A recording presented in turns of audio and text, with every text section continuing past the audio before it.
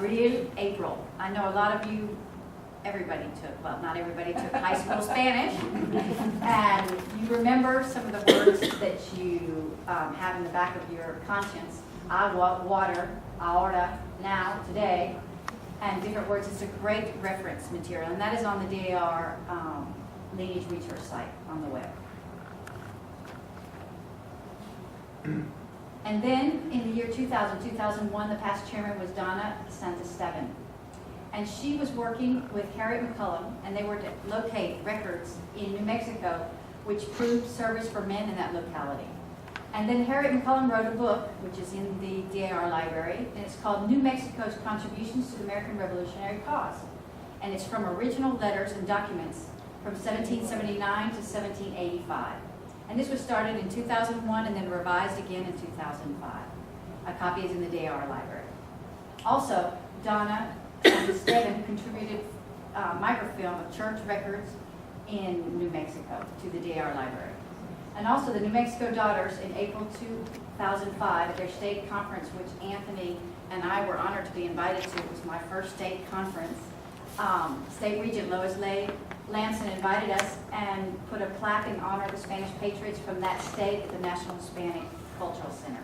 And that was an honor to be at that state conference. I wanted to give everybody a little bit of history on Spain, about a very brief history. Spain declared war on England in June 1779, which was pretty late. But they were working behind the lines before that. And then Carlos III, who was a Spanish king, issued a royal decree in 1780 saying that all his subjects had to give a voluntary donation of 1 peso or 2 pesos to the war. And then the DAR Patriots dates are from 19th of April 1775 through the 26th of November 1783. This is King Carlos III, isn't he cute? Just to give everybody a little, okay.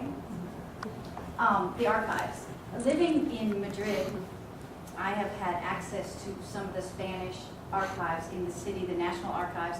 Also, I have made contacts with the Spanish Naval Archives and the Army Archives. And I have already gotten copies of service records for different people in New Mexico and California. And so I'm thrilled with that. Being in Spain and having the direct contacts with people in those archives, it's very easy for me to get documentation. So I want to be a good tool for any registrars or any person that needs documents in Spain or think they are in Spain to be able to find them. Also, we need to find people to get on the Spanish and Mexican archives or on the internet. It's really easy, which I will show you in just a little bit, how to use the archives and find the information you're looking for. Also, we need to find volunteers to go to different universities in Florida, Alabama, Louisiana, all the different states that were involved and have the Hispanic connection. The Spanish archives. Okay, the Army and the Navy, which I told you before that I already have contacts in. On your seat, you were given a handout. These, this summer in August, I was honored to go with a group from Malaga. Malaga is in southern Spain and has a very interesting history with the revolution, the American Revolution, because the money from their huge cathedral in the center of town is called El Manco. Its original drawings were supposed to have 2 bell towers, which only one was built, and the money from the second bell tower went to the American Revolution. So there's a wonderful group of people now in Malaga that are trying to promote the American Revolution, and Bernardo de Galvez, who played a key role in Louisiana and also in Mexico. On your page, yes, this would be, you would connect to the Archivo General de la Nación, which you would just type into your Google, or Mexico Archives, or I type in AGN is the abbreviation. And then once you're inside, you put in a date, you put in a name, you put in any reference material that you have, and up will come something. Example of what could come up would be this, would say, in the archive, the General Archives of the Nation, which would be Mexico, in the colonial institution part, under Real Hacienda, which would be your tax man. Donativos and Prestimos would be donations. And in the book number 42 would be volume 21 of that book. And then you go to the book and you try to find Expediente, which would be a group of pages under number 27. And then you have your years.